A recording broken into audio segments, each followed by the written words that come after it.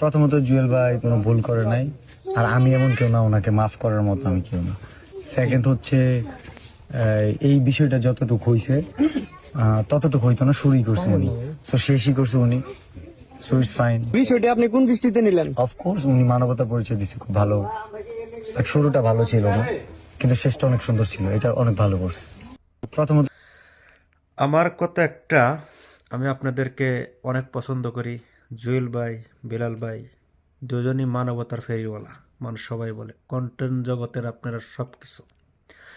আমার প্রশ্ন, আপনারা যে দুইজন মানুষ মিলে যা কন্টেন্টের যে একটা পরিস্থিতি সৃষ্টি করছিলেন, আসলেও জুয়েল ভাই বিলাল ভাইয়ের কাছে এখন মাপ চাচ্ছেন।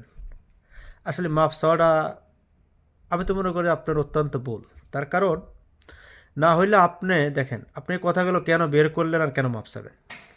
বিলাল ভাই বিলাল ভাইয়ের জায়গায় রয়ে গেছে, কিন্তু জুয়েল ভাই তার কাছে ক্ষমা চাইল।